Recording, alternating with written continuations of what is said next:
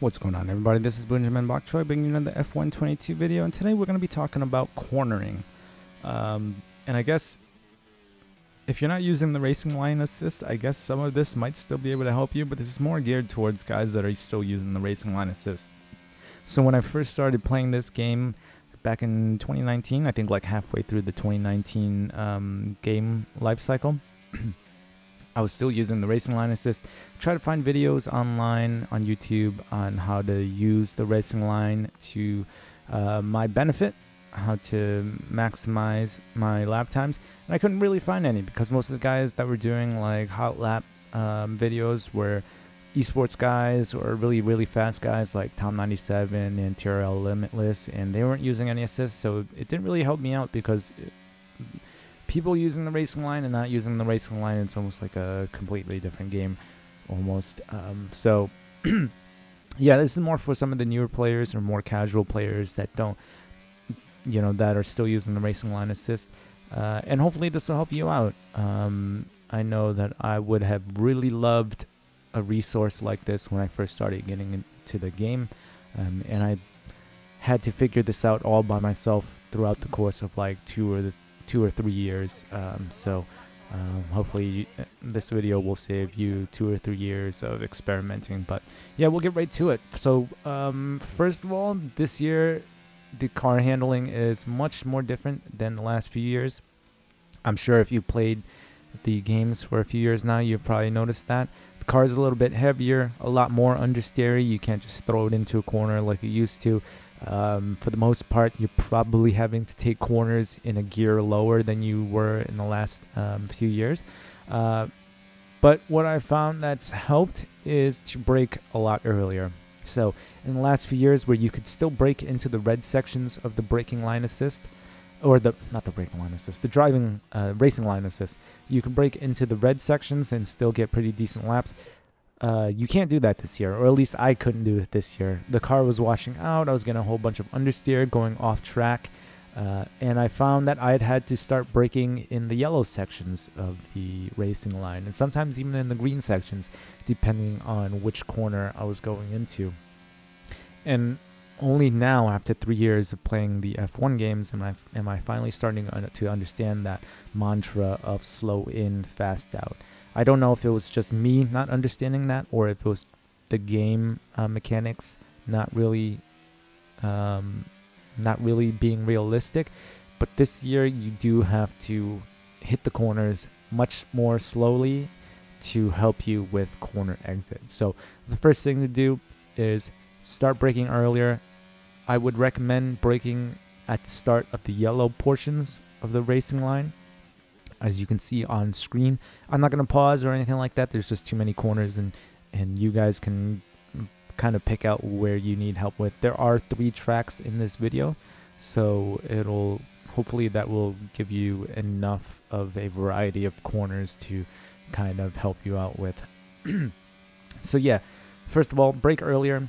Secondly, you want to do all of your braking before you hit the apex of the corner. So if you don't know what the apex is where you hit the tip of the corner that you're hitting as you're going through a corner. So wherever the racing line pretty much touches the edge of the corner, like you see right there.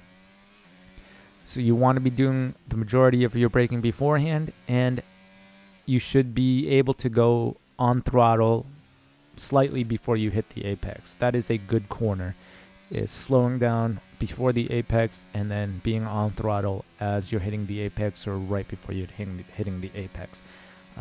And that's pretty much how you take a corner properly. Now sometimes the racing line will be green or yellow on the apex depending on what corner it is.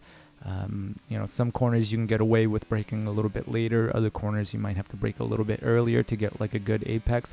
But generally, it should be green or yellow. If the racing line is red when you hit the apex, then you're doing something wrong. That means you're going too fast, and you're most likely going to understeer off the track. So aim to have the racing line green or yellow when you're hitting the apex. Sometimes the racing line isn't 100% efficient, Sometimes the apex should be a little bit earlier. Sometimes it should be a little bit later. Again, you'll have to experiment with this yourself. But what I'm saying is just don't trust the racing line 100%. The racing line is there to help you get around the track as safely as possible and not necessarily as quickly as possible. So you will have to brake a little bit earlier. You will have to experiment with where you should be apexing on the corner, and for the most part, it's pretty good in this game. But sometimes you will have to experiment and figure out what's best for a certain corner. Now we're at Saudi Arabia. This is probably my best track. I don't mean to toot my own horn, but toot toot. I think I'm like ranked 320th or something like that in time trial, so I'm actually pretty proud of that. That's the closest I am to the leaders on any track, I believe. So if you are having trouble with this track in particular, then pay close attention. It's not a top 10 time, but if you're lower than 300th on the position charts, then hopefully you can pick up something that'll help you out on track. But anyway, yes, we've hit the corner entry. So for mid corner, you really need to learn how to trail brake, even though I said you really should do all your braking beforehand. Some corners are really, really long, and you need to learn how to trail brake properly. Like, say, France, where it has a lot of sweeping double apex corners that you need to trail brake properly with. Now, I'm not the best at trail braking, but you can kind of watch my brake trace to kind of see what you probably should be doing. So your car only has a finite amount of grip. If you're on the brakes 100%, then any steering input you put into the car is going to lock up your tires and it'll just push you off track. So as you're cornering and braking, letting off the brakes, you can slowly put a little bit more steering input in. And once you're finally off the brakes, then you can fully steer the car. But that's as simple as I could put it, because my simple mind isn't smart enough to really explain it. There are other channels that do a much better job. I think Driver61 on YouTube has an amazing video on trail braking. If you haven't already seen it, look him up, Driver61. He can explain it a lot better. But yes, braking early, using trail brake to get through the corner, and then something that I just figured out this year in F122. I've heard other people talk about it before, using the throttle to help rotate the car on corner exit to straighten it out a lot faster, I should say. I was running a time trial lap at Suzuka, and in the spoon curve, something just clicked, and I snapped the wheel really quickly, but a controlled snap, and it rotated the car almost perfectly to make it straight, and allowed me to get on the throttle much quicker. And I pretty much cut out like a half a second just on my lap time in that corner alone. And then I went through to other tracks and tried it out as well, and it actually helped me cut time off of every other track as well. So if you can, try to push that corner exit. Try to straighten your car as fast as possible. Snap the wheel back to straight as much as you can without losing control of the car. It'll probably take you a little while to get used to it and to get it down perfectly, but once it clicked for me, it helped me out with my lap times quite a bit. And like I said, it took me almost three years to figure that out. I've been hearing Jarno Opmeer talk about Jarno Opmeer and Marcel Kiefer talk about straightening out the car on corner exit to get on throttle a lot quicker, and for some reason it took 3 years for my mind to finally click and put it into motion, and it's helped me out. So play around with that definitely on corner exit, in time trial or even in Grand Prix mode. Just experiment with that a little bit. Try to straighten out your car as much as you can, and while you're driving, especially in a race, because it'll kill your tire temps, try to put as little steering input into the car as possible while you're cornering. Every time you make a little micro correction, that's 1,000th or 100th of a second that you're losing on your lap times.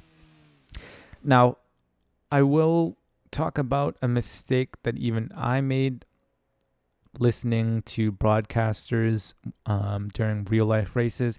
When people hear something like Ricardo being the best, last of the late breakers, they just assume that you need to brake late to get a good lap time, which is totally not true. Maybe if you're battling, braking late will help you secure a better position if you're fighting through a corner. But if you're on track by yourself, if you're not fighting anybody, it's much better to brake a lot earlier. Braking late only really helps when you're fighting other cars. And actually, it probably makes you slower if you're, at a corner by yourself and you're braking as late as possible. Remember, slow in, fast out. I know it took me years for me to figure that out, but I cannot stress that enough. So those are the 3 things that you can kind of do on track in the corners to help you get around corners a little bit faster. Brake a little bit earlier, slow down, hit the apex. Well, I should say, you should be on throttle as you hit the apex. Even if you're not flat out on throttle, you should be giving it throttle while you're hitting the apex. And then learning to trail brake properly so that you can hit the apex at the highest apex speed as possible.